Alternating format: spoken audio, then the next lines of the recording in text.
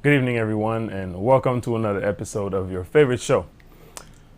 Parenting, as many of you know, can be the most rewarding job in the world, as well as the toughest responsibility. Some people have a partner and they co-parent, which many have come to accept as the norm. Others do it alone for many reasons. And we have people who simply choose to not have any children. And that is totally normal as well. Many researchers tend to focus on the impact of single parenting, benefits of having children, the impact of coming from a single parent home, etc. But tonight, we have a panel of real people sharing not only their opinion, but also their experiences with us. It's always a pleasure for us to have them here, and we can't wait to hear what they have to share with us. My name is Ted, and you're watching Drop Mic.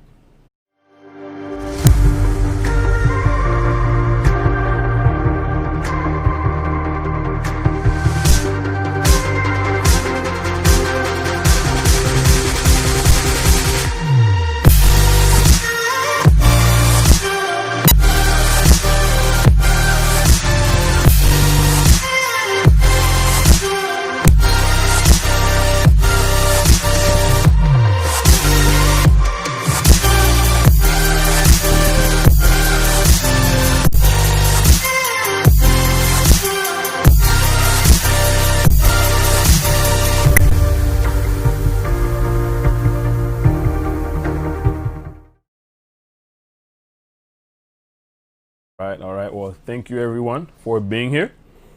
If you haven't done so, please share the feed with your friends and family members who are not tuning in right now. All right, so we'll go to our panelists and have them introduce themselves. They'll tell us where they're from, and they'll share with us whatever they want to share. I'll start with you, Claudius. We've seen you before on the show. Welcome back, and please tell us a little bit about yourself, Claudius. Yes, my name is Claudius. I'm from Dallas, Texas. I'm a recent graduate of the Open University. I'm the founder and I'm currently the chief executive director of a nonprofit called Heroes. Hero stands for His Everlasting Righteousness, Our Service, and we simply believe that we can be heroes because heroes. Oh yes, and what do? We do medical relief work. We visit orphanages, juvenile detention centers, and we just desire to share the love of Jesus Christ. Awesome, Claudius. Thank you. And we'll go next with Chloe. Hi, my name is Chloe. I'm from Everett, Massachusetts. I'm a beautician and I'm raising a 5-year-old king. Thank you, Chloe. Thank you. And next we have Quinny. Thanks for having me. Hi. Hi, everyone. My Hey, name is Quinny. Queenie. I am born and raised in Haiti, and I'm a healthcare professional working with senior citizens. And in my spare time, I do some yoga, and I've been taking singing lessons recently. And I'm also the mother of an amazing 5-year-old boy. Awesome, awesome. Thank you, Quinny. And next we have Mac. Blessings, everyone. My name is Mac. I prefer to go by Mac. Born and raised in Haiti. I currently live in Palm Beach, Florida, and I'm a licensed therapist to special needs kids. It's a wonderful job, very fulfilling career, and I'm grateful to be on the show tonight to share my thoughts and opinions. Raising a 6-year-old soldier in the Lord's Army. Thank you, Mac. Thank you, Mac. And last but not least, we have Eunice. Hey everyone, my name is Eunice Charles. I'm based right outside of Boston, Massachusetts, and I am just a human, just to be a good steward of my body and my life. Professionally, I'm a healthcare administrator, but my passion is civic engagement and advocacy. So I do a lot of work in my community, raising awareness about local issues and also getting out the vote efforts. And then my side hustle project, I also do promote wellness and sustainable living through a bath and body company called Naturally. And so what we do is we source ingredients from all over the world in a sustainable way, producing products that are great for the skin, just to help promote wellness and have folks take care of their skin and their body feeling great and being able to be their best selves. I'm really excited to be on the panel tonight, so I'm excited to dig into this topic. Awesome, awesome. Thank you. And for your business, I know Claudius, you guys have mentioned that you have businesses. Do you mind sharing your social media handles with us and where we can find you? Claudius, I'll start with you. I think you're on mute, Claudius. You go on Instagram. You can go on Instagram and find us on hero_service, HERO Yes, sir. _service, SERVICE. And if you click in our biography, there's our website. But if you just want to stay up to date with us, turn those notifications on Instagram. That's all you gotta do. That's your business. Awesome, man, awesome. And Chloe, I know you have something you do on the side as well, right? You don't do makeup anymore? Chloe, I think you're on that's mute as well, Chloe. ALABELLE _ Chloe, CLORI. I'm working on some new projects. I will be starting to barber. I'm a licensed cosmetologist, and I'm a makeup artist. So feel free to follow me if you're ever in the Boston, Everett, Malden area. I can hook you up. Weddings, baby showers, any events. You can contact me. Awesome. Thank you, Chloe. And what about you, Mac? I actually just launched a pest control services um, Okay. company not too long ago in the Metroplex, Texas area. Thank you, thank you. It is Metroplex, one word, pestservices.com. We're also on Mm-hmm. Facebook, Instagram, and Twitter. Okay. So, if you got that mansion and you want them little critters out, give me a shout. Awesome, man. Awesome. And what about you, Eunice? So you can follow my business at Shop Naturally everywhere, and that's Natralee. And we're actually doing a fundraiser through July 22nd, where we're raising funds through proceeds at my shop will go to support Woke Vote, which is the nonprofit organization that does a really great job at getting folks who traditionally don't vote to get out and vote. Mm-hmm. But then they also do a lot of social justice work, especially with justice reform. So if anyone's interested in those topics, definitely check out my page, see how you can support that organization and what they're doing. Awesome, awesome. Thank you, guys. And so let's dive into today's topic, guys. So my first question is for our single parents. Right. So we know that a lot of research is focused on disadvantages of single parenting, right? And things like that. So for you guys who are living that experience, I want to hear from you how it's been so far, right? The challenges you've encountered and some of the strategies you've developed to cope with this, I guess, tough responsibility. I start with you, Chloe.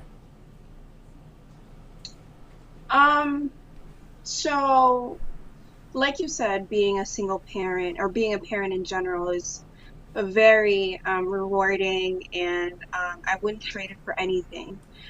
Being a single Mm-hmm. mom can be difficult.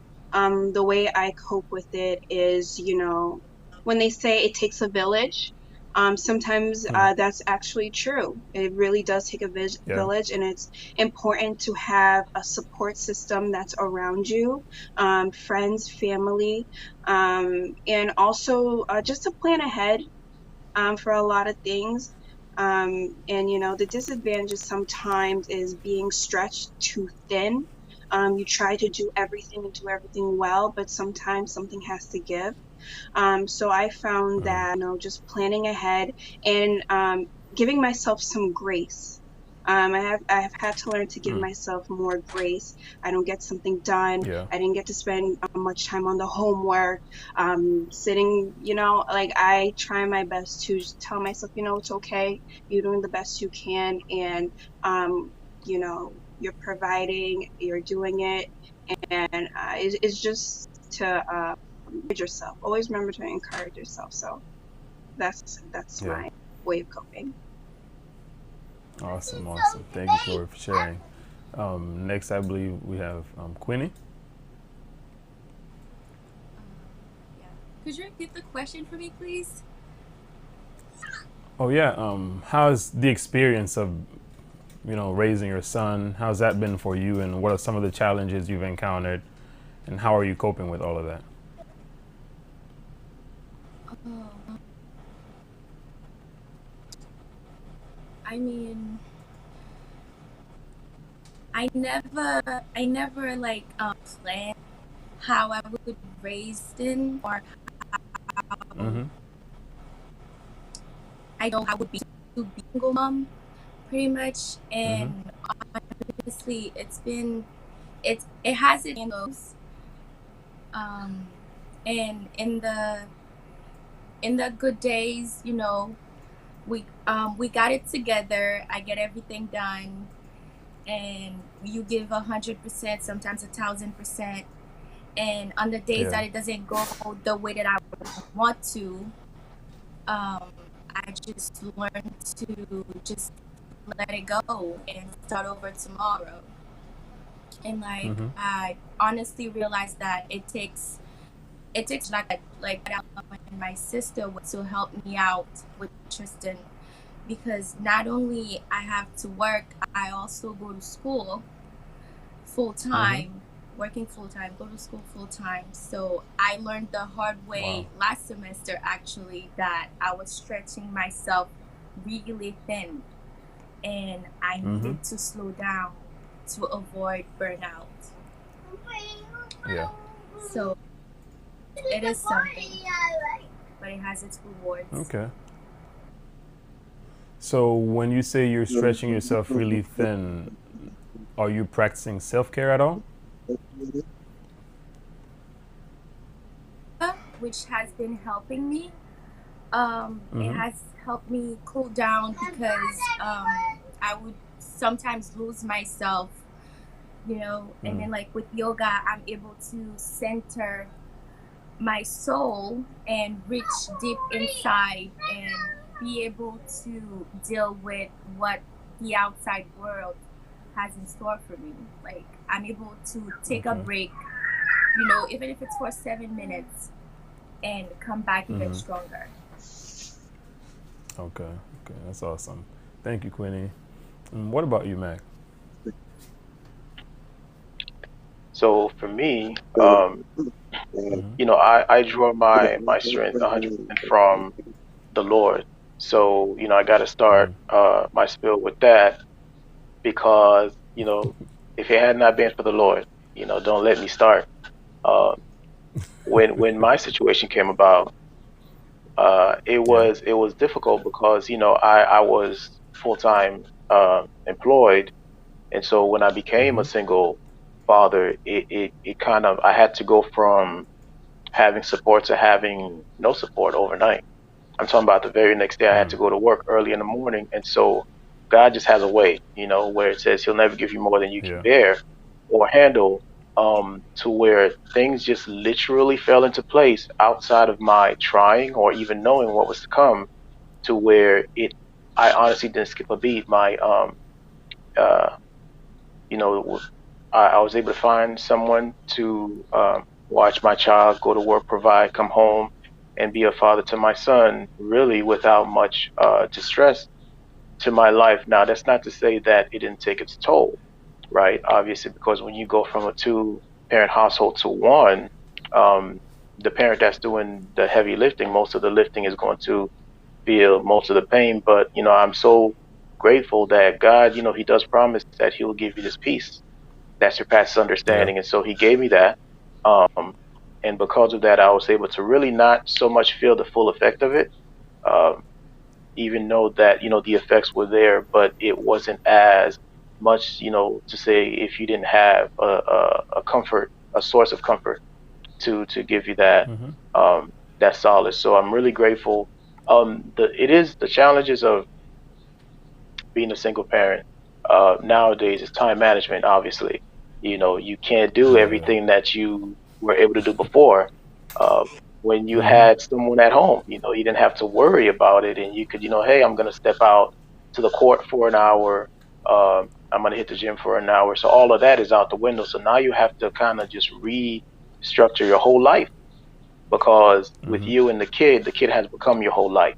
So time Yeah. management, managing stress, finding an outlet to relieve some negativity when you need to, in a positive way.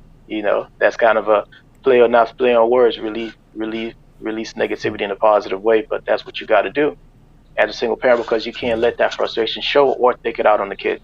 So I've just been blessed, man. God has really done all the heavy lifting, and so I've just been the recipient of grace, and I try to pass it on to my kids.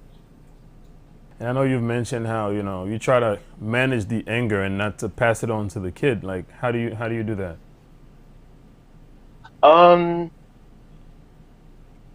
the flesh, the natural response of the flesh is to do whatever pops up into your mind. And so if you're frustrated in the Mm-hmm. moment, you're irritated, you're aggravated, the kid is right next to you, you're going to want to pass it Mm-hmm. on to whoever's closest. They're going to catch it. So it has to be intentional. It has to be intentional. So you literally have to catch yourself, step outside of yourself and Yeah. catch yourself and talk to yourself, talk yourself down and be like, listen, you're feeling this way. He might have something to do with it, but it's not his fault. And so don't let Mm-hmm. a momentary mistake, have long lasting, consequences. So you literally, and this is all obviously, it's not going to come from within you. It has to come from another spirit outside of you, right? Talking your spirit down, your man self down. So it has to be intentional. It's not something that's by accident. Uh, but Yeah. it is a work in progress. A lot of self development, a lot of Mm-hmm. time to yourself, self reflection, to know, how do I process this negativity in a positive way without causing more negativity down the road. So it's intentional. Yeah. Okay. Thank you, man. So, Claudius, I know you've mentioned to me that you were raised in a single parent home, right? So, can you tell Yes. us about your experience and what it's been like? Because, there are researches that says that kids who grew up in single parent homes, they sometimes come out to be more responsible, independent, and things like that. So, tell us a little bit about your experience. I definitely will say to that though. I think Mm-hmm. okay, every case is different, But I will say, Yeah. for me, I was raised by my mom, and Mm-hmm. my mom had us younger in life, so that was an Yeah. added bonus. And more importantly, my mom had black boys and girls, so that's what it was, even more Mm-hmm. so. But my experience was interesting. I definitely will say my grandparents, my aunts, and my uncles, they were all involved. Not every day, but they were Mm-hmm. definitely involved. So I know for myself, being the black boy in the family, I was really involved. My mom couldn't be like a father for me. She had me involved in different Yeah. mentoring programs and stuff like that to kind of supplement for it. But also, I will Yeah. say, in the process of my mom raising my sister and um, Mm-hmm. I would like the beautician to the left of me said, um, there's certain things where you lack, and so you try to Mm-hmm. encourage yourself. I will say, my mom though, like because she was so focused on making sure that we ate and we were taken care of, that the standard of excellence was the normal standard. The love aspect, as far as the affection and everything, wasn't that present. Mm-hmm. My mom's affection towards us was food on the table, gas in the car, clothes, and stuff like that. Yeah. I will say that's the only thing where that single parent lacked for me, because my mom was really, really being mom and dad. And that being said, Mm-hmm. I got bills to pay. Got to make sure everything's in order for the house. Got to make sure, are you still doing your sports? You're doing your homework. All these cooking the food. Being ready for church in the mornings. And Yeah. it was an interesting experience. But if I can go back and change everything, I would keep everything the same. So Oh yeah. wow, that's good. All right. All right. Thank you, Claudius. So now I have a question for Eunice. So I know there are some people, their choice is to either focus on career or other aspects of their lives, or they may have other reasons which leads them to choosing to not have children. So Eunice, can you tell us a little bit about that, what you think, and if you have anything you would like to share with us? Yeah, first I have to give kudos to the parents on this panel. I know it is super challenging, and raising a human is Yeah. so important.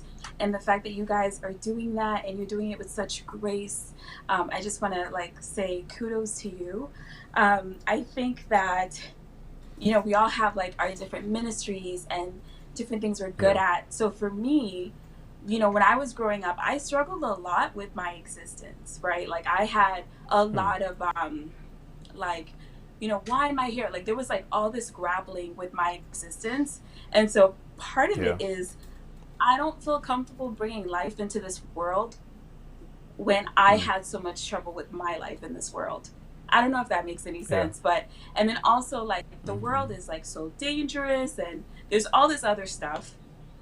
But I find Yeah. that where I do the most good, so is in my church community. I call all my church, I call the baby, I call them my church babies. Like all the kids that I work with, they're my babies, my nieces, my nephews. Yeah. I love being able to pour into the children in my community, and possibly, possibly foster parenting is something I may do.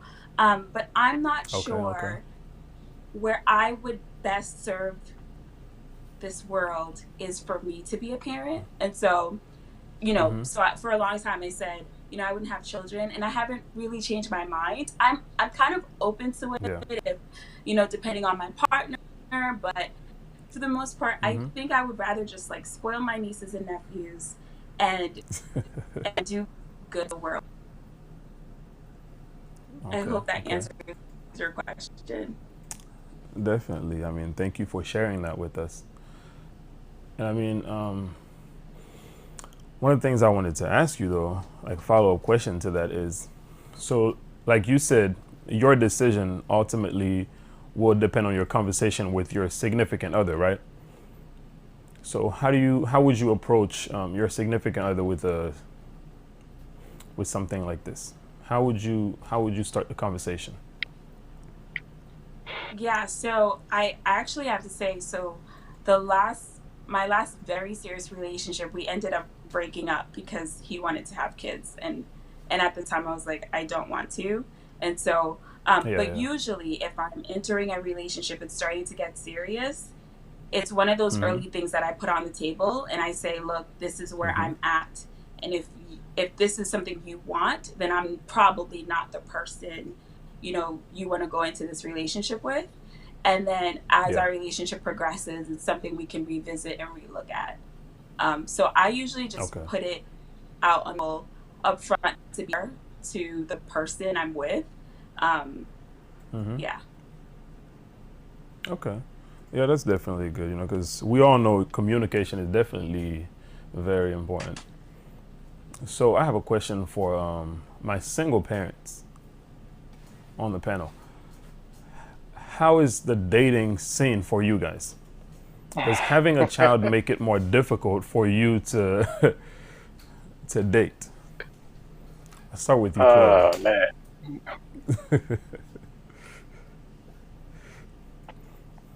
Who are you starting with? Go ahead, Chloe. Oh, me? Oh, Yes, yes. okay. Wow. That's a good question, Ted. Mm-hmm. Um, when when I first became a single parent, um, Mm-hmm. so abruptly, like one of the gentlemen Yeah. said, it was literally overnight. Um, it was devastating, and it was extremely scary to look at this little human being. It's like, okay, it's just me and you now. So when it comes to dating, I put in my mind, I need to look at this person.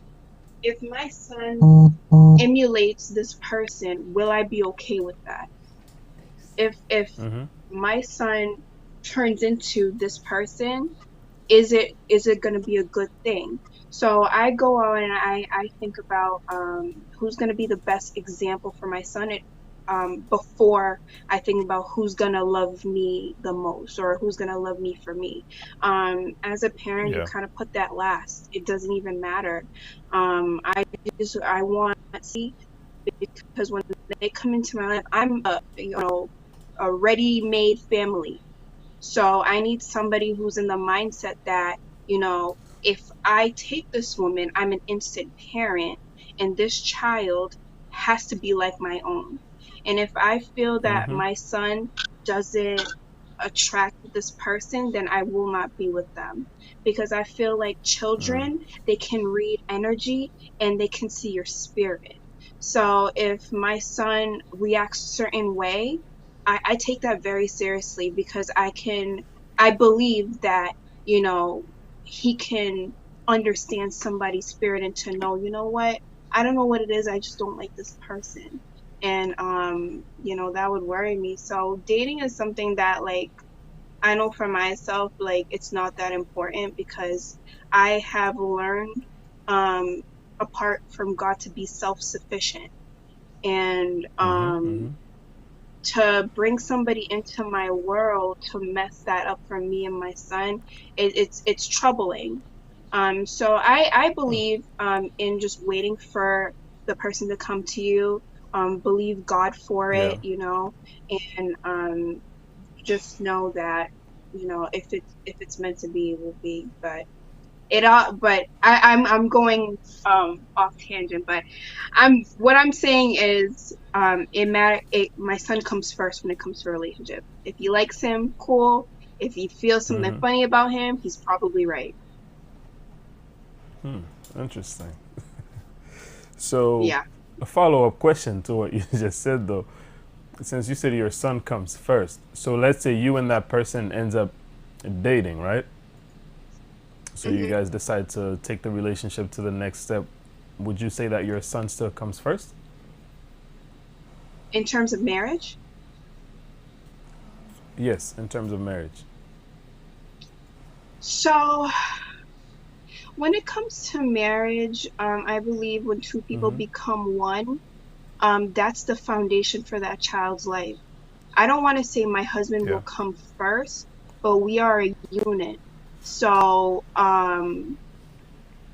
everything has its place.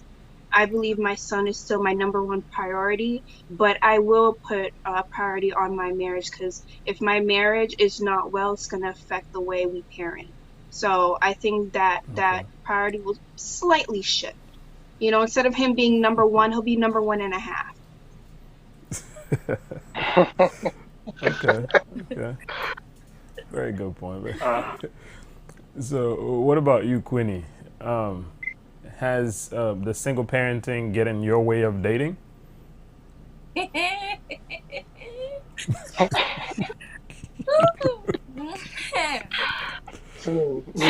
mean, at the beginning, it was at the beginning. I'm interested. So, yeah, at the beginning,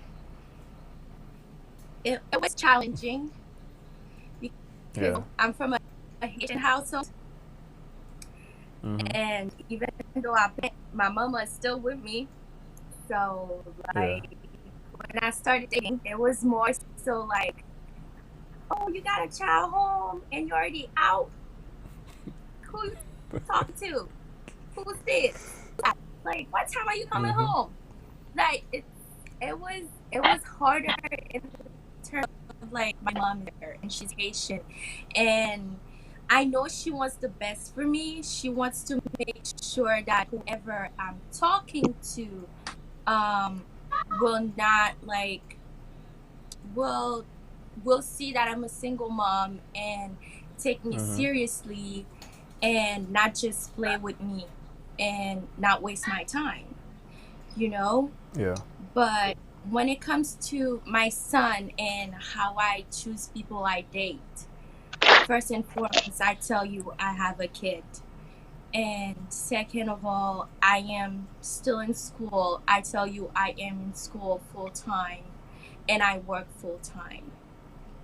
Okay, so I laid out on the table for you, so you know what to expect. Don't like certain people expect you to call them every day, or like I don't know how many times a day, or expect a certain amount of attention.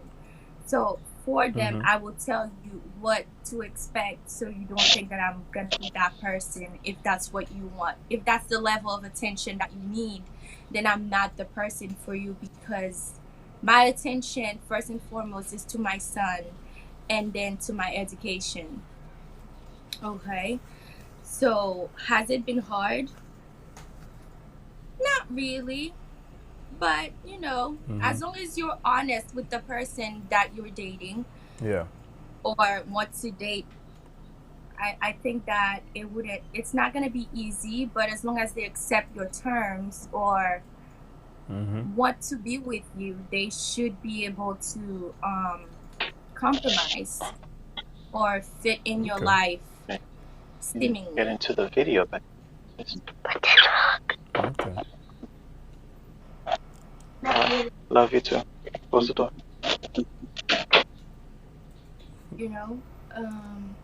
What else? Do I bring my dates home to meet my son? No. Like, we have to be at a certain level before you can meet my son. And like Chloe said, Kids don't lie. They can sense when someone is bad. They can sense your spirit, and they will tell you if they are cool with that person, if they're vibing with that person or not. So what Mm-hmm. you do first and foremost, you listen to your kid, okay? Yeah. Because they know. Okay. All right. Well, thank you, Queenie. So, Mac, what about you? How has it been for you? Um, so Ted, this is one of those questions that you really can't study for, to have like some politically Yeah. correct response. So, know that every word that comes out of my mouth is my own opinion. So please don't shoot the messenger. Um, this is just me. But I believe for me, like a good parent is a selfish parent, right? What do I mean? Mm-hmm. When I became a parent, I sort of low key stopped mattering, in a sense, for me, So, things like well, first of all, we got to put things in perspective. So I became a parent. It all became my child became my world, my priority. Um, Mind you, after God. So we're not speaking God. We're speaking strictly on the topic. So I didn't see anything past him. I just saw his well-being, his safety, his provision, his protection. His needs being met. My needs kind of going on the back burner. So, but in that space, can you hear me still? I hear you. Ted, can you hear me? Okay. There was a I hear you. silence there, a blackout. So in that space of my son becoming the center of my universe, you just coming out of a Mm-hmm. situation with the other party. So there's a period of grieving slash healing that needs to happen there, right? So we're not talking about Yeah. dating right immediately after. Not for everybody, certainly not for me, because you need time to heal, to get yourself, put yourself back together. So dating was not a thought or a desire or a need for me, right when it happened. Um, some years Mm-hmm. later, after you go through the process, whatnot. So now I'm in a space where I am available, open, and actually I'm open to the idea, the possibility of that happening. Um, Mm-hmm. but like Sister Clarice said, as a parent, it has to be your child first, right? So Yeah. you don't have the luxury of a single person, to pick and choose. The world is not your oyster when you're a parent. Your selection process has to be refined. It has to be very selective. Um, and the biggest filter I would say is your child, right? Because the way your child Mm-hmm. vibes with that person is more important than the way you vibe with that person, you know, because at the Yeah. end of the day, you are a package. So, first the child has to be cool with that person before you're cool with that person, unfortunately. Mm-hmm. And I will touch on something that, Sister Queenie said. Um, when you become a single parent, um, Yeah. the amount of attention that a person may need in that relationship, and this from personal experience, um, Mm-hmm. you may not be able to provide it, and it's not to any fault of your own. So if a person doesn't have the maturity, perspective, understanding to know that, hey, this person is not a single person, it's a package deal. And you have to be a person that is able to shift and adapt to that situation. Then, you don't want to even approach that person or be approached by that person. So it does become really, really challenging having a child versus not having a child when it comes to dating because without a child it's what do I want, but with a child Yeah. it's what does my child need versus what do I want. And so once your child's needs are met in that person, then you can kind of start looking at your own desires for that person, but not before. Wow. Mm, That's really deep. okay. Thanks for sharing with us, Mac. That was really good. So, Eunice, what about you? So, your decision, I know you've mentioned that, your last serious relationship was affected because you guys really couldn't find common grounds when it came to that. So, do you think your choice has affected your dating life at all? No, I don't think so. Sorry, I know that was like the simplest answer, but I'm gonna say no Yeah. because I believe what is for you, what's meant for you is for Mm-hmm. you, and so Yeah. when when I encounter the person I'm supposed to be with, it will make sense, and I don't feel like Mm-hmm. it's complicated. Um, Okay. yes. Okay. Thank you. Um, so Mm-hmm. Claudius, so coming from a single parent home, right? Do you find any differences between your upbringing and your friends' upbringing? Yes. Can you guys hear me? Yes, we hear you. Yeah, we hear you. Yes. Okay. Only upbringing, like I said earlier, was just like the love. Sometimes, I guess Mm-hmm. this is my experience though. I guess it just felt like my mom was too busy to love me sometimes. But what I learned as I got older Mm, is that her way of showing her love was that love of yeah. providing.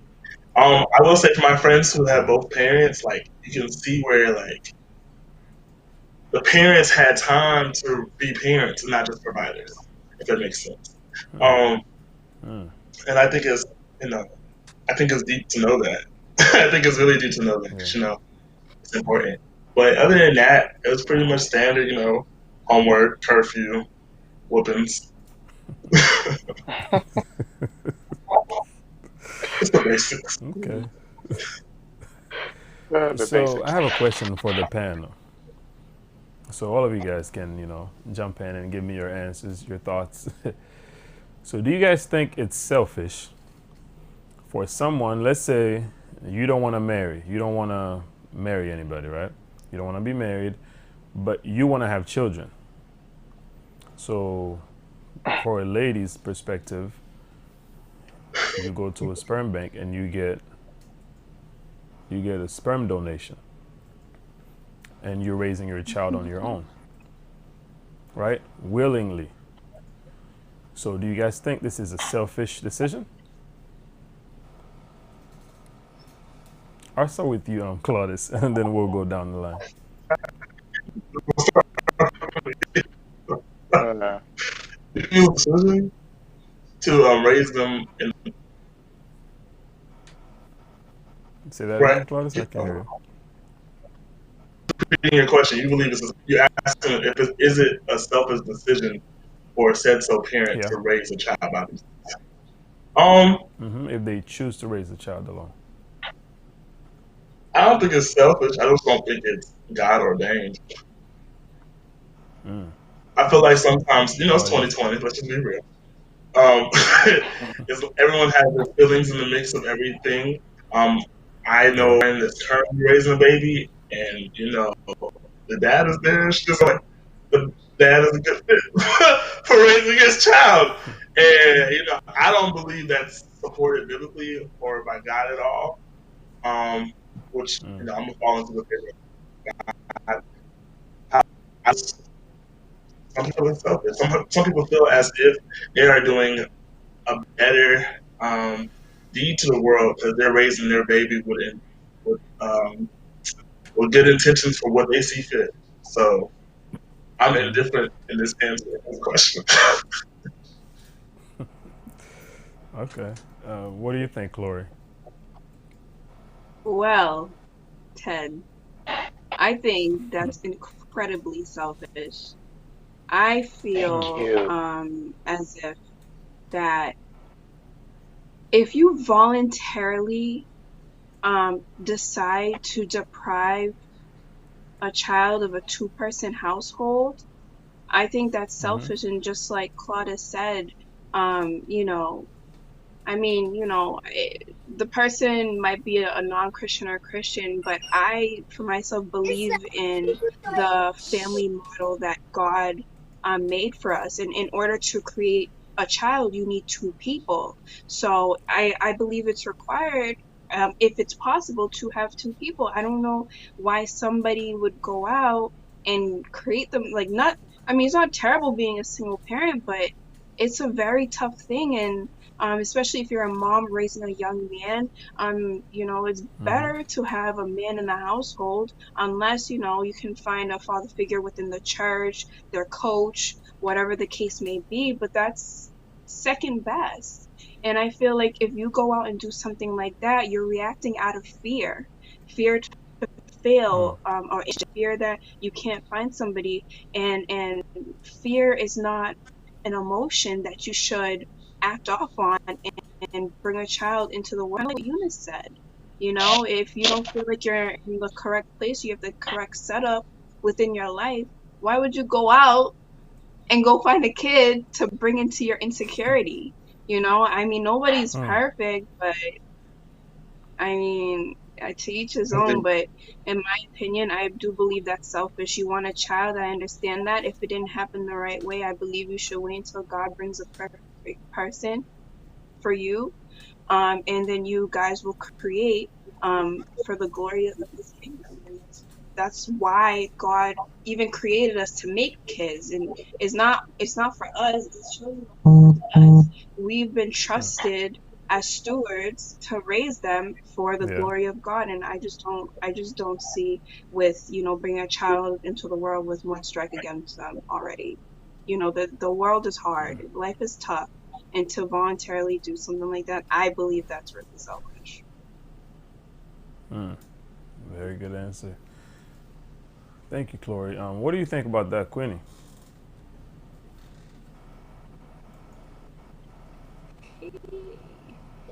Um, I mean, I believe that everyone has the right to make their own choices. And I mean, I don't know what would push you to go and decide to have a kid on your own. I don't know what the situation could be. Like, is it you couldn't find a partner? Or maybe that was always your goal. You wanted kids, and since you feel like you've reached a certain age and you haven't met anyone that you deem fit to be with you in a relationship, therefore you decide to do it by yourself. I don't know. Is it selfish to the kid? Yes, it is. It takes a village, okay, and to have both parents in the household is gonna benefit the kid. Whenever it is possible, to have said both parents, then you should go that route. Should you Yeah. choose to, go get inseminated, I don't know why push you to do it, but for me, I know I wouldn't do it. I know I'm a single mom, but like, yeah, it is selfish to the kid. First and foremost, Okay. I mean, the good of the kid first. Thank you, Queenie. Thank you. So what about you? So I want to hear from Mac and then Eunice. Oh, What do you guys Ted. think? Oh, Ted. So I'm sitting here and I'm thinking when Ted calls on me to answer this question, how to identify myself, right, for the way that I'm going to answer this question. So I couldn't find a way. So I'm gonna just let it come out. I'm gonna do my best to search, right? So here it goes. I'm a firm believer in the origin of a thing, right? So I have a lot of people, I'm just using this as an analogy. I have a lot of his word and bad because I mean it in this context. Well, I'm like, okay, that's cool. Let's go to the origin then, because I believe in Yeah. the beginning. What defines the thing? Time doesn't define the thing, this origin does. So when you look at bringing a child into the world, foremost, none of us is the giver of life, not a single one, right? We're chosen by the giver of life to carry and protect that life and steward and watch over it and manage it. That's all we're called to do. So we are not the ones that give life to be the ones who decide, how life comes about into this world. So with that being said, let's go back to the origin of life itself, right? Before we were made, before me, you, I, whoever's watching this was made, the creator who decided to give you life had a panel of himself, within himself, with himself. And he said, you know what? I want to make a decision, but I'm going to need a couple of people with me. Let us make man, right? So God being the creator and the giver of life, he didn't make the decision haphazardly by himself. even though he could, he's God, but he says, you know what? Let us make man in our image, right? So off rip from the very beginning, that lets me know that it takes more than one person to bring life the way life is supposed to conceive. And so, if you ask me, is it a selfish thing for a person to go and make the willful choice to bring life into this world by themselves? Um, Truth be told, said it's beyond selfish is an understatement, right? Using the word selfish is like calling the sun lukewarm. It doesn't give it justice. Um, because the person, the creator, the giver of life, didn't take that choice um, single-handedly, haphazardly. So why should you? How dare you? You know. Um, so there Oh, that's isn't so good. anything positive that I can think of that would make a person choose to make a choice like that, because you're not thinking about the kid at all in making that decision. And the consequences and challenges that follows in that kid's life is all going to be your fault. And so you can't tell me that you made this decision with the kid's best intention or best life in mind. You didn't. You were thinking only about yourself. You have some identity issues, insecurity issues, and so you thought you could find identity in yourself through another life. But you Yeah. thought best for that life when you made that choice. To say it's selfish is an understatement, Ted, and I can't condone that type of behavior ever. Okay. So what about you, Eunice? Wow, I you guys have really strong feelings about this. I'm going to be the outlier. I believe that the only way to be a selfish parent is when you bring life into this world that you can't take care of, that you can't provide for. There are plenty of two-parent households where children are like being raised in really poor conditions. So I don't know if being a single parent versus like I don't think that is necessarily uh, um, should be the focus. I think if you are able to provide and to give love and to raise a child, and you want to raise a child and you're able to procreate, I'm not sure. I'm not sure that's a wrong thing to do. Um, and even with the conversation of God said, "Let us make man in our image." God, I mean, God is like, it's the Holy Trinity, right? We can't compare ourselves to Yeah. God. Like literally, it's the Father, Son, and Holy Spirit. They are a package deal, right? I don't know if parents like who if people who they just got married and they're doing family planning. I mean, they're still like, oh, we want to bring life into this world. I don't see that being any. I don't. I don't see that the difference of two people planning versus one person planning as being selfish. And also, everyone has said, it takes a village, and a village goes beyond a mom and dad. It extends so far out. And there's different ways to be a parent. You don't have to be artificially inseminated. You can adopt. Like, should children remain parentless and stay in an orphanage because I'm single and I don't have a husband but I want to adopt a child? I think that we are all individuals. I think that Yeah. each situation is very different. I think we have to be really careful about the language we use and not try to impose our beliefs on other people, but really, like looking at it from a case by case basis or an individual basis. Like we can't really put our own assumptions onto a situation. I think it's unfair. And I think about Esther and Mordecai. Mordecai raising his niece. Um, should he not have raised his niece? Was that a selfish act on his, that he did? I don't think so.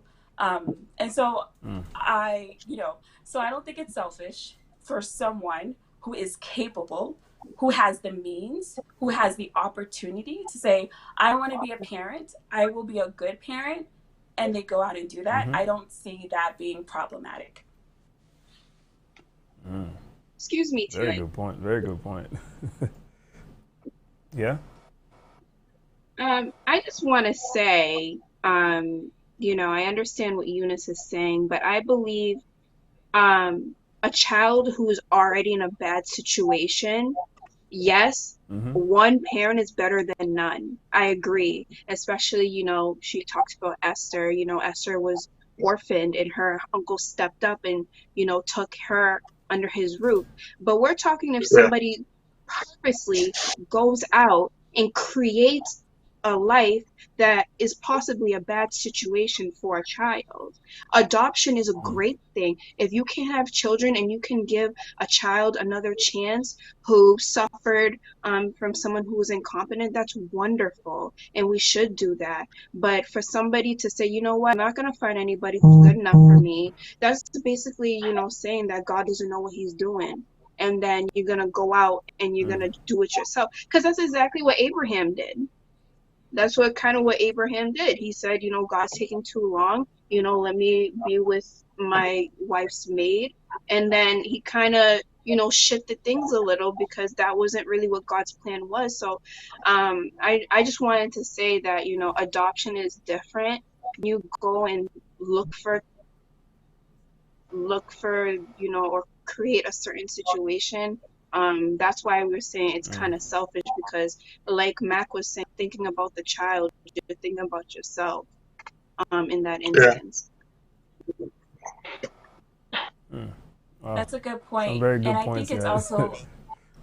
I think it's also important Yeah, go to ahead, Eunice. that's a great point. I think also with Abraham, he was also married. So there was like levels of complexities with that situation, right? So and so I think he deviated from the plan because he wasn't procreating with his wife, right? That he was married to. So I think it's so yes, I totally get it. I don't necessarily think that situation translates for me, but I definitely see where you're coming from. Okay. Okay. Yeah, can I? So, oh, go ahead. Go ahead. 30 seconds. So shout out to Sister Chloe for making that clarification. And it was important. I'm so glad she did it because it was rolling around in my head the whole time. Sister Unique was speaking because for me, the number one thing is context, Eunice. right? Context matters. Eunice, I'm sorry. Thank you so much. Context Okay. matters. So the response has to be directly related to the question and how it's, formed and proposed, to where if we take illustrations that deviate from the foundation, the basis, the core of the question itself, then we're talking apples and oranges at that point, right? So in the context of the question, um, Sister Chloe hit the nail on the head, and that's really where the response came from. But it's everybody has the right to have an opinion because God has given them that right. And so it's not a matter of, I need you to believe what I believe, but it's a matter of looking things through the correct lens and perspective, because if I have to make myself believe that a person would make that choice, which is the, insemination and burying a child, not adoption, not raising, family members, because all of those are great acts. But a person who chooses to, where they have the choice to go a two-parent household, chooses to go at it alone, I cannot see how the betterment of that child's life is at the front of that decision. Because it's already a challenge. Even with two people in a home, it's a challenge to raise a child. So now you're even making it a greater challenge to that child because they're going to suffer the consequences, not you you know um it's just if you can choose otherwise, it'll be beneficial for the child and yourself. Okay. Well, I want to thank you guys for sharing your opinion and letting us know where you stand on this question. We're going to start taking questions from the audience. I want to remind the audience that you guys will be able to call in. The number will be on the screen. You can call in and ask questions to the panelists. You can call in and share your opinions, your thoughts. And we will also be pulling questions from Facebook and YouTube comment sections. We're going to take a break, guys, and we'll be right back.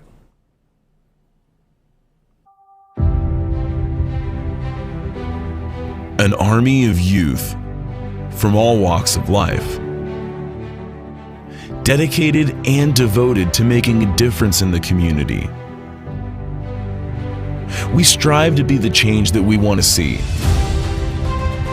putting our God-given talents to good use while relying on Him for guidance and strength. We do not reject tradition. We simply seek improvement. By turning both strengths and flaws into assets for the Lord. We are heavily armed with mass construction weapons, those of faith, hope, love, and prayer. And we are looking to impact every single individual we encounter. We are PDF Ministry, proactive and devoted faith ministry.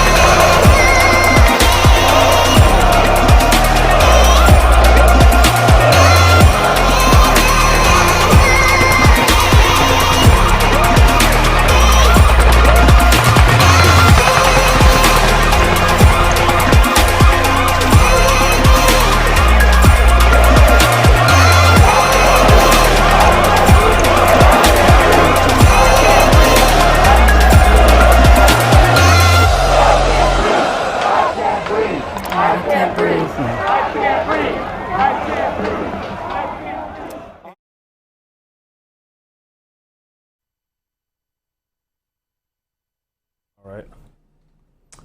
So we're back, guys. And once again, for those of you that are tuning in right now, you're now able to call in and ask questions to our panelists.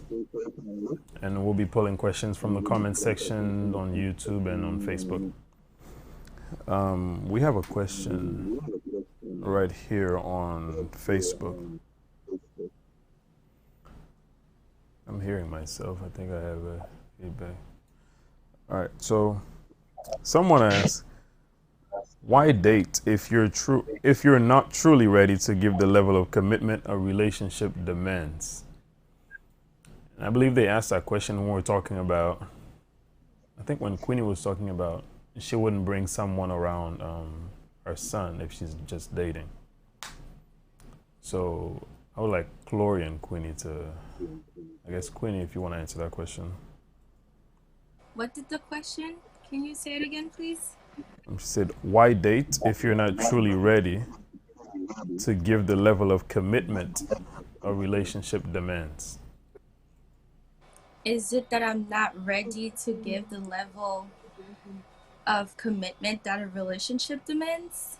Or is Yeah, it so that why would you date if you're not ready then? why would I date? It's not that I'm not ready. If I'm out and dating, that means I am ready. Letting someone knows the package that he is to expect when dating me is being honest, telling you that I'm a single mom, True. I have a child, and I'm also pursuing other things. This is not a reason to not date. If someone wants to build a relationship with you, you can fit that person into your life. If that person matters to you, if this is someone that you see a future with, that you can see a future with, someone that you can plan with, why not date? So Okay. this is not a saying that I don't have the level of commitment to be dating. This is me saying that I want to date, I'm ready to date, but this is what's in store for you, this is what to expect from me. I will make the time for you, because this is all about time management also. Okay, I know I'm gonna bring you into my life, therefore I'm gonna make the time for you to make you feel comfortable and build something together. That's how I see it. Okay. Thank you. I don't know if anyone wants to add to that. Can I talk? Sure. Yeah, go ahead. So I just wanted to say, in terms of commitment, like what what does it what does that mean to this person? Because as a single parent, at that point, just like Mac was saying, like you're not, you can't, the world's not your oyster, like he said, anymore. We have to date with purpose. So with that being said, what Queenie said, like, there's no trap doors. Like, I'm coming out, I'm being transparent. You are getting this package deal, and I believe if you see me and my son as the treasure that we are, you're willing to adapt to our life. Because if you're going to be with me, if you're going to meet at some point, that's what I expect you to do for your family, is put us first. So if you're gonna, come and expect certain attention from me that I can't give you, then now you're only thinking about yourself and not my child. And that's when it becomes a no-no. Well, very good answer. And I hope the the viewer is satisfied. Yes. I know someone else asked another. Someone asked a question on YouTube. They said, from Joshua Nathan, may you tell me how to mitigate or mitigate the stress in your single parent family? I guess I'll start with you, Claudius, and then I want to hear from everybody, or if you guys have any element of answer, you can bring it to the table. So I'll start with you, Claudius. And okay, I'm good to go. I just saw my mom just knowing her. Like my mom, I don't think you understand. My mom took on a lot raising us, right? And not only is like it's a testimony, but my mom was in law school and she understood that it was law school or her babies, okay? And now she's been a teacher for like 20 plus years, and it was just understanding. But I just when I start watching my mom more closely, I realized that when she needed to breathe, she took the time to breathe. And I feel like sometimes we go just so hard in the paint that we don't take the time to be humans. You know what I mean? It's stressful. You know, you got two babies, and you're less. You know, you don't have really too much support, and you just gotta take that time to just sit back and relax. I think sometimes even with my friends who don't have kids, they don't take the time to just be like, hey, you know what I mean? And I believe Yeah. you have to acknowledge them and take those times to break away. We talk about now because it's 2020, Black people and mental health. Mental health is real. If you need to take a mental health break, take a mental health break. What do you think about that, Eunice? Eunice? Yes, Eunice. Okay, I wasn't. Yeah, so, I was raised in a two-parent household, and so I was able to see that dynamic play out and how important it was for my parents to have each other to go back and forth on to support us. So I think the only thing I can bring on is things that I do for my friends who are single parents or even just parents in general. Because I see even, my parents who there's a two-parent it's a two-parent household and they have kids. They are still struggling. So me, try to try to, as a single parent person, I try to step in and support my community. And sometimes I'll send my girlfriends like a random spa or massage gift certificate, or I'll take on a child for the afternoon. I'll just try to do something. I know this is not the perspective of of a parent, but in terms of how you can support either the single parents or the parents in your community, I think just reaching out and just being neighborly is amazing, and it's awesome. So if you could do that, if you have the bandwidth, just once in a while, I think that would be great. Very good, very good. And I mean, I don't think you have to be a parent, to be able to, have a say in those aspects. Because you said that, you're really involved with the youth at church and things like that. So I think a lot of kids, outside of the home, that can be, that parents will figure that they're looking for, right? So definitely a good answer. I like that. What do you think, Mac, and then Queenie? So, my response is going to be specific to me. Well, I'll answer generally, then I'll answer specific for myself. So when it comes to mitigating or really managing stress, right, it's an individual effort. It has to be, like I said earlier, intentional. It has to be intentional. It won't happen by accident. It won't happen automatically. You have to know that you've reached you have to know yourself, first of all, right? Because in knowing yourself, you have to know that, okay, I've reached a certain point where I need some time, I need help, or I need to fall back. Otherwise, I'm about to explode, right? A lot of people don't know themselves to know when they're taking on too much when it comes to children. You might want so much for your kid that you forget about yourself. And that will come back and bite you. That's when you'll explode and you'll take it out on whoever's near you. So you got to know yourself. You got to be intentional. I mean, there's so many avenues. You've got some people, for them it's the gym, for them it's church, for them it's community, for them it's it's a spa day. It's girls' night out, it's boys' night out. Pulling out the grill and the dominoes with the fellas. Shout out to Edison. So it's different things for different people, but it has to be. You have to create a channel that's individual, unique, specific for your needs. Right? It's not a one shoe fits all type of answer or situation by any means, but here's where I flip the table on myself. So for me, children are one of my passions. Like, I love kids. Like, I love kids, So I find children to be a source of joy for me, Even in my profession, I work with kids, and it gives me such a sense of fulfillment that I don't necessarily need a lot of time away from my son, for example.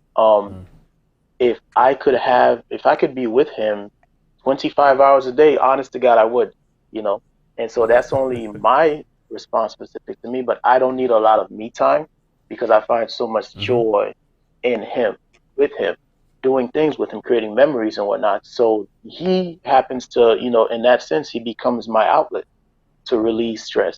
Um, because that's just, how God made me. So to other people, it's different, Yeah. but you have to know yourself to know what you need and what works for you, and then create a plan to take care of yourself. Because at the end of the day, you need you and the kid needs you. So you're important times too. Yeah. Definitely. Definitely. What do you think, Queenie? Did you say me? Yeah. Sorry, you said me? Okay. No, no, no. Yes, you, Queenie. Yes. You do need to create some type of outlet to release your stress. Um, Mm-hmm. you need first and foremost, like you need to know yourself and what will work Mm-hmm. for you, because it's not one size fits all type of situation. Like for me, I Yeah. do yoga. It works. It was it Mm-hmm. like an instant magic pill? Nor was it. I had to learn how to take a break Mm-hmm. first, to realize that, Queenie, this is the moment where you are stretching yourself too thin and you are on the verge Yeah. of a meltdown. And Mm. now I've realized I have to take a break, because before I would just keep going and going. And then one day I would just wake up and not be able, not have the feeling, not wanting to go to work or get anything done. Therefore, what I Mm. realized is that I cannot keep on going like this, and Mm-hmm. started reading about outlets to how to let go and relax. A lot of self care. If music is your thing, go for it. If Yeah. reading is your thing, create a little nook in your room, with a nice little chair, a blanket, something to get you comfortable, and read. And also, Mm. if you have to call out of work, do it. I've done it Mm. plenty of times. Okay, I'm supposed to start work at 3, and I'm calling out at 2:30. Okay, and that day that I take to stay, I shut off my phone. Actually, okay, it's on Mm-hmm. do not disturb, and my favorite list, you'll be able to reach me. That's what I do. I take a Yeah. whole day to myself and I relax. Okay, and also another one that I love to do when I have my meltdown, go for a drive. Okay, and blast Yeah. out your favorite music. And if you have to cry it out, just cry. Yeah. Let it out. Just release that thing that is holding you back. That stressor that you feel like you Mm-hmm. can't control. Just release it. You have to take a break and know yourself enough to know when you have to take that break. Mm. Very good. Very good. What about you, Chloe? Before we take the next question. Can you repeat the question? Oh yeah, sure. Someone asked um, if we could tell them how to mitigate the stress in a single parent household. So, I hear that, we're talking about, when it gets to the meltdown. I Mm-hmm. feel there's a lot of factors that go into a meltdown. So to kind of try to stop it before it happens, one Mm-hmm. thing is a balanced diet and sleep. Okay, sleep. It's so important when it comes to um, our mental health and to our brain function. And I find that if you deprive yourself of sleep, that you're more likely to crash later on. I know as a single Mm-hmm. Mm-hmm. mother, a lot of us mothers, we want to cram as much as we can in one day, and God forbid we have to fold the laundry tomorrow, we're a failure. So I believe that, you really have to take care of your body internally, before you crash, because you will crash in that way. Also, I believe in, I call it downloading, like, downloading and uploading. So at night, just like Queenie said, sometimes if you have to cry, just cry. Just cry, Mm-hmm. but make sure you're crying out to God, because He knows what you're going through. And it helps to know that after you're done crying, that, you know what, He got me. And then you can go to sleep more peacefully. And it goes back to getting that restful sleep. And then in the morning, just upload your fears, or your anxieties, and be like, look, God, today I'm going to be facing this, this, and that. Give me strength, give me, direction, help me understand, give me your knowledge. So I think it's important to eat well enough. I don't want Mm-hmm. to be a hypocrite. I don't eat the best, but eat well enough. Have try to have, and talking to myself. Yeah. Have 3 meals, get at least 7 hours of sleep, and just give over your stresses and anxiety to God, because like Mac was saying, He wants to give you His peace, that surpasses all Mm-hmm. understanding. So that's what I do that has kept me sane, in this journey of single parenthood. Amen. Thank you, Gloria. Yes, So, ma'am. someone asked a question, guys. They said, "Can a single parent raise a successful child?" Yes. I want to hear from Excellent. Yes, Eunice and absolutely. Claudius. Oh yeah. So, Claudius, let's hear from you, Claudius, and then Eunice, and then we'll hear from the single parents on the panel. Go ahead, I, Claudius. I think it's an automatic yes, without even question. Like, Mm-hmm. yes. You know what I mean? My mom, I will say for my mom, she took everything to the Bible. She, whoopings, Mm-hmm. everything. The Bible is one of my mom's favorite verses. I believe it's from Proverbs 2. And it says that, and all thy children shall be taught of the Lord, and great shall be the peace of thy children. The Bible also says, train up a child the way they should go, and when they should get old, they should not depart, And even for whoopings, my mom, Mm-hmm. y'all hear about spare the rod, spoil the child. My mama's favorite verse was when she gave me a whipping, that the rod will not harness thou child. And so she used that before she gave us a whoopings. But I'm saying this to say, like, let's talk about the widows and the people who lost their husbands and their wives. You think they can't raise a child because they're alone? Mm-hmm. Y'all forget we pray to the Mm-hmm. creator of the universe that placed the stars in the sky and knows them by name. We pray to the God that when the storms were taking place on the boat, he said, "Peace be still," and it had to stop. We pray to the God who has a cattle on 1,000 hills. We pray to a God that told the moon to take its place, that told the sun to take its place, and everything. It didn't do it because it was just feeling good. No, it had to obey. It had to obey because what my God, when my God speaks, things happen.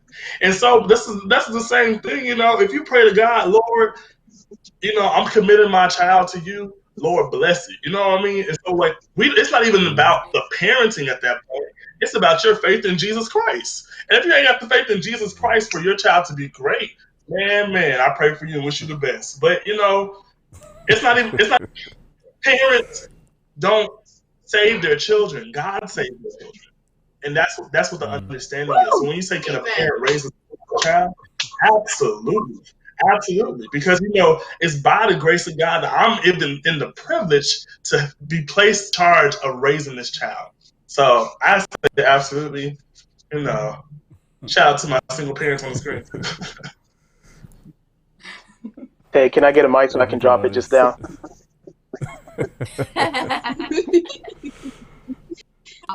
What are your thoughts, Eunice? I don't think I can add to that sermon. I think we've all been blessed by that word. um, I absolutely agree with everything you said. I absolutely agree. Yeah. There are so many, I know the indicators, there are a lot of indicators that say otherwise, but the anecdotal evidence, right? What we see around us tells us differently. So yeah, absolutely, yes. Okay. So, what about Can the rest of you guys? Yeah, go ahead, Claudius. I'm even saying, since we're sitting here with Eunice, I mean, there's stories in the Bible. A single mother, and I want to say her mother, Eunice, and I forgot the other woman's name, And but they had Timothy, to raise their son. Right. They had to raise their right? son, and it's just like, I don't know, it's not frustrating me. Like, it is frustrating me because we really think that it's us that's doing this work. That's what people think. People think that because Right. I go to work, that's how my bills are paid. That's what people think. That's what we Christians are thinking. That because I went to school and got educated, that I know what I'm talking about. I had two parents. This is so called Everybody Hates Chris, and the mom Rochelle's on there. She says my man has two jobs. People think because they got two jobs and two degrees and doctorates and two parents and all these different things that things are working because of them. False, false, false. But the Bible says, "For I know the plans that I have for you." Period. And that's what it is. Let me turn off my mic.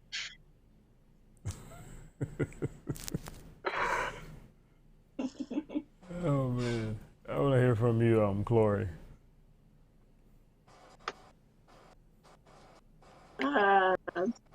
Tough act to follow. Obviously, my answer is yes, of course. And wow, I agree 110%. It's not up to us, you know. Yeah. But I feel like for myself, I make sure, not make sure. I know for myself, I always tell myself, it's my job to instill certain values, certain habits, certain lessons into my child. And, one day I'll send him off into the world. And if he departs from that, I'm confident that when the time is right, he will come back to what I've taught him. So, people are like, Right. oh, what if your son, does this, or what if your son becomes that? And I'm like, you know what? A, my child's in God's hands, and B, I've taught him all that I know that he needs to survive. And if he does stray, like the prodigal son, he'll be back. Because the world is not that good without God as your foundation. So it's not good at all. What am I talking about? It's not good at all. It's horrible. So I'm confident even if my son strays, that he'll be back and he'll end up fulfilling the purposes that God has for him. Definitely. And I'll take one more person before we move to the next question. Mac or Queenie, which one of you guys wants to go? Mac, you can go. Thank you, Sister I mean, I Queenie. feel like you got something to So, say. unfortunately, I always Ready. got something to say. So, but I equally like to listen. So, it's a unanimous yes for me. It's obviously yes for me without question. Because I think my brother did such a fantastic job with the sermon that I don't really have to add to it. One of my favorite, first, God never gives you more than you can bear. Let's get that out the way, right? For unto everyone, He's given a measure of faith. So whatever it is that Right. your life is going through, all the decisions you made that you haven't made, you're going to make, God already knew. So in all those decisions, He's already given you the measure of faith to overcome it, right?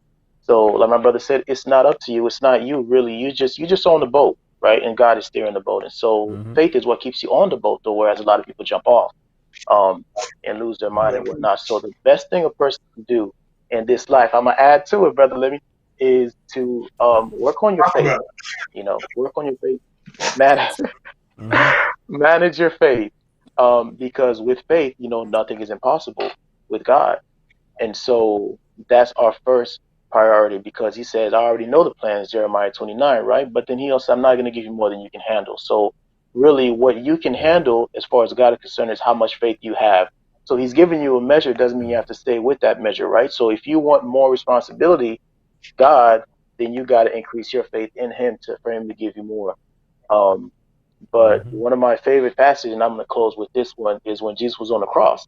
And before he gave up his spirit, he said these three words that to me is like poetry, right? Engraved in stone. It is finished. What does that mean to me? Everything, right? It means everything. It means I don't have to figure it out. I don't have to try. I don't have to know the answer. Mm-hmm. I don't. Am I doing too much? Let me know. I can back up. Um, You got it. You got it. so it is finished means, you know what? The decisions I made that brought me from a two-parent home to a one-parent home, the decisions I'm going to make down the road that's going to be, you know, the best interest of my child. He already knew all that. He already foresaw all that. And Yeah. he had already prepared me before the foundations of the world. Come on now. How can I lose? You know? So one parent or two, God's already done the work, man. I'm just going to fall back, work on my faith, and just ride the boat of grace onto victory. We're out of here. Okay, Ryan. Thank you, man. Thank you. So we just got a new. Someone asked a question on Facebook. Right? They said, after being a single parent for years, do you guys see yourself being married anytime soon? So Queenie, I'll start with you since you passed on that last question. Oh my goodness. I mean, it's not off the table, you know, Mm-hmm. but like, I mean, I've been a single parent for 5 years now. Mm-hmm. And I believe before I can enter marriage, I will have to work on myself and work on myself and find out the values that I want to bring into a marriage. Because Yeah. right now I'm in mommy mode, I'm in student mode, you know, I'm in, you know, I'm working mode. But once, Yeah. you know, I meet that person and then we get to a place where we're talking, before we get to that place, pretty much, I would have to do the work within myself to know, Queenie, you gotta do, you know, you gotta get yourself on point. Like, you're about to bring a husband and, you know, get into a relationship and become one, you know, become a team. Mm-hmm. What do you have to work on? What are you gonna bring into the marriage? How are you going to how cater to, pretty much, to your husband? Mm-hmm. Like, I mean, it would be a whole new level, you know, and I would have to Yeah. work find the work within before getting into that. But it is something that I'm not opposed to. I'm not opposed Okay. to it. Okay. And what about you, Chloe? What was the question? Do I see myself married soon? Yeah, after being a single parent for years, do you see yourself being married anytime soon? I mean, in terms of the timetable or the time period, that's not up to me. I don't mind waiting on God, but if it does happen soon, hallelujah, amen, I will accept it. That's the goal. I mean, that's not You ready? dating needs to be intentional, and it's purposeful, and it holds a lot of weight to be with me. Like, it's extremely important that you know that before any fireworks, we need to be married. Yeah. And you know, if someone's not ready for that type of life, then you know, I'm okay with waiting for it, because it is out there. Yeah. So it doesn't matter how long I'm a single parent, you know, I'm ready for it. I live my life to expect or hold myself to the standard that I expect from my partner. So if I'm not Mm-hmm. ambitious and I'm not organized and I'm not, a certain way, I can't expect that from someone else. So Parent, right? Or you help the youth, you're involved with the young adults like you, Eunice, or you come from a single parent home, right? What are some words of advice that you guys have for parents out there, right, that are raising their child and they want to, they want to raise a complete child? What are some of those tips that you guys have for those parents out there before we end the show tonight? I'll start with you, Eunice. That's a heavy question. I would say, especially from coming from like a Christian household, is Yeah. really from an early age involving your child in. So I'm Seventh-day Adventist, and I just remember like since I was little, like opening Sabbath and kind of participating in the process and learning like Bible verses. So I guess the first thing is, as a parent, it's never too early to start teaching your little one about Christ's Mm-hmm. love and getting them involved in your in your in your Christian life. I don't think it's ever too Yeah. early to start doing that, and it's really important. A lot of those things have shaped who I am today. And then the other thing I would Mm-hmm. say is sometimes I see parents really kind of not really treating their child like a human being. I know children are children, right? But sometimes Yeah. parents can, um, and I know a lot of us are modern and we're moving away from this, but sometimes, Mm-hmm. parents don't talk to their children or kind of engage with them as a person who is forming. Instead, it's almost like telling children to do certain things, giving orders. So I would say like really starting to develop a relationship with your little one as a person, Yeah. and learning all their little intricacies and trying to hone in on the things they love and helping like develop that. I would just say, and I think that goes for everyone. Just interact with children like they're people, because they are, Mm-hmm. and don't disregard them or push them to the side, because they're our future, so we have to set really good examples for them. Definitely. Definitely. Thank you, Eunice. I want to hear from you, Claudius. Okay. I'm good. Okay. So I just have two things, and this is stuff I learned. Mm-hmm. I just want to say this. I'm not a parent. I am the best uncle that I can possibly be. Okay. To all my friends and family. That's it. But one thing I kind of learned, just working with my missionary work that I do, that Mm-hmm. parents, I feel so often parents, when they're raising their children, it's just my experience. Sometimes, you know, as far as the Christian walk, they feel Mm-hmm. responsible, or they feel as if they are the savior for their children. And I just want to say, don't stress it. God calls you to be parents. He does not call you to be him. He calls you to be like him, but he does not call you to be the savior for your children. I remember when Mm-hmm. Chloe was saying earlier, she was saying, if my child leaves, he'll return back. Like the prodigal son who returned back. Even in the prodigal son Mm-hmm. story, like the father was not Christ. It was not. You know what I mean? It's Mm-hmm. just like the understanding you train up your child, you raise them, you got to give them to God. Just like Samuel's mom Yeah. gave her child to God, you have to give your child to God and let God handle it. Really, truly. Because I can only imagine Mary's pain when she saw her son being crucified. So just understand that your child, you got to dedicate them to the Lord, and God will take care.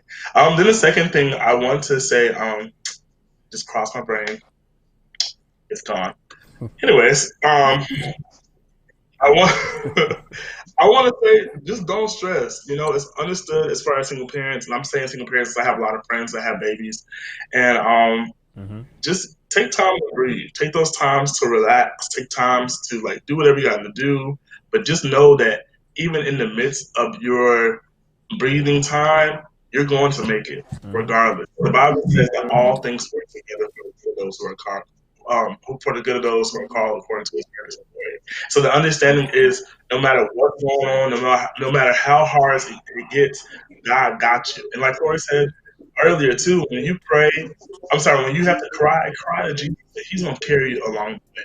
Um, yeah, cry to Jesus. You know, sometimes I've often heard this verse that people say, "You have not because you ask not," and so then they proceed to ask you for something like money, or they'll ask for anybody anything. But the thing is, you have not because you ask not. That's not because you didn't ask the people around you. It's because you didn't ask the Father who you have in heaven. Um, just ask for everything. And then my third point, that's what I remember. My third point is your interaction with your child should mock your interaction with Jesus Christ. Period. Across the board, don't get it twisted. You know, just like God gives you time to learn and grow and understand things, you should give your child to learn and grow and understand things. I want to say this because it's really important. Do not, under no circumstances, do not take your day-to-day world frustrations out on your child. Your child will resent you, and we pray for your soul. That's it. Thank you, Claudius. What about you, Chloe?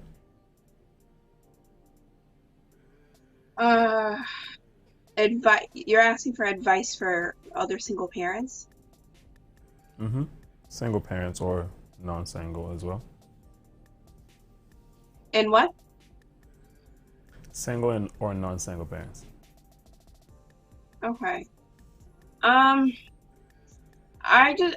like to start with a scripture, which is, delight yourself in the Lord and He'll give you the desires of your heart. So with that being said, it's so important in every situation, everyone's life, to just put God first. We have no control, and He's the author and the finisher of our faith. So I would say the most important thing is to put God first, and everything else will fall into place. Kind of like how Max said earlier, that you know, if you put God, if everything came together for Him when you know, he depended on his faith. So that's the biggest thing that I have learned in my journey. Beyond everything else, beyond self-care, beyond all that, like, I had to learn how to humble myself and go to God for all my needs, because He is the source of everything I need. So that, I don't know, that's what I believe.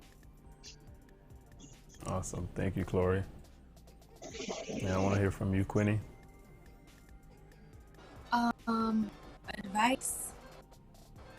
Yeah. Okay.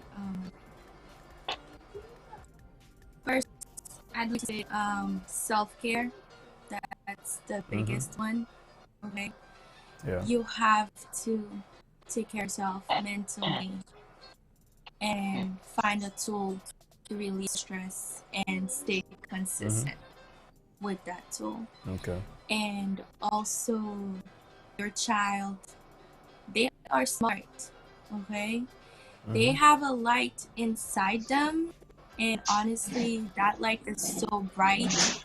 I know the world out there is crazy, and it's like you have to move. You always like on 10, going on 100 and stuff. But take time to have conversations with your child. They are smart. They know so much, and those conversations will bring you joy. You know, you could be lost at time, and then you're like, your child comes out of nowhere and just gives you a kiss or a hug and tell you, I love you. And that is the light that you needed that day. I've had conversations with Tristan I've never thought I would have, you know, in a million years. They are so precious, and I value them. Don't brush your kid aside, you know, because you have to rush to do the next thing. take the time to Yeah. have a conversation with them. That's very important. So that's my greatest advice: self-care and conversation with your kid, because they are smart and they are the light in your life. That's it. Awesome. Thank you, Queenie. Thank you, Queenie. And last but not least, we have Mac. Let's hear from you, Mac. Yes, sir. Yes, sir, brother Ted, and fellow panelists. I'm grateful and I'm humbled for this moment of fellowship that we were able to share, and I thank God for it. So, since everybody's serving scripture, I'm going to try. My go-to scripture, one of them, uh, is Proverbs 3, 5, 6. Trust in the Lord with all your heart. Okay, I mean that's my rule of thumb, if you would. Trust in the Lord with all of your heart. So a lot of us get in trouble because we choose to trust in the Lord. It's not the trusting part, it's the all part, right? We'll trust in the Lord with some of our Yeah. heart, a piece of our heart. I got this part figured out, well, God, what do you think about this one? But this over here. So in all your ways, acknowledge him, right? So God wants to direct your path, but you have to acknowledge him first. Forgive me. Second, call just came through. All right, am I still good? Can you still see me? Yeah, your video's low. It's sideways. Yeah, I'm not sure how that happened. A call literally came through as, all right, here we go. There you go. So my go-to is to, hey God, I'm going through this situation. What do you think? This I'm feeling this way. What do you think? How should I respond or react to the situation? Because if I'm going to trust on the flesh to react, then 9 times out of 10 it's not going to be good for me or the child, right? Or the community that I'm a part of. And so I make it a point to, before I react in the flesh, that I go into the spirit. And mind you, I'm not talking about perfection, I'm talking about intentionality. Like, you have to know yourself to know that you're getting to the point where there's too much stress and too much life happening that's out of your control, and that is having an effect on you. And before you explode, you need an outlet. And what better outlet to go than to the source, right, of peace? So, I do that. I just, whatever something wants to take me down, I just bring it to the Father, be like, God, I'm trusting you with all of my issues, with all of my worries, with all of my stress. Like, this bill is looking funny. I know I can't do anything about it. Or before I try to do something about it, let me bring it to you and see what you think I should do about it, right? Yeah. So that's the first, Proverbs 3, 5, 6. But also, I love in Deuteronomy where it says, wait on the Lord. Those that wait on the Lord shall renew their strength. That's a promise, Ted. That's a promise. That's not a, maybe. That's a guarantee, right? So after you bring it to him, now you got to fall back and wait, right? God is not your genie in a bottle. That's So right. he's not a microwave God where you push in some numbers or throw in some scriptures and I need a result right away. God says, bring it to me and then fall back. And based on the amount of faith you have, that's what I'm going to be able to do or not do. So, I use those 2 verses and, a ton more as my foundation to really address and deal with any issues that may come up. Awesome. Thank you, Mac. Well, once again, guys, thank you all for being here tonight. Thank you for our audience for tuning in. I want to remind you that this show comes on every Friday around the same time, and you guys have the opportunity to call in. And you can watch it on Facebook and YouTube. If someone is not on Facebook, you can always share the YouTube link with them. Once again, my name is Ted, and it was a pleasure being with you guys tonight. See you guys Friday.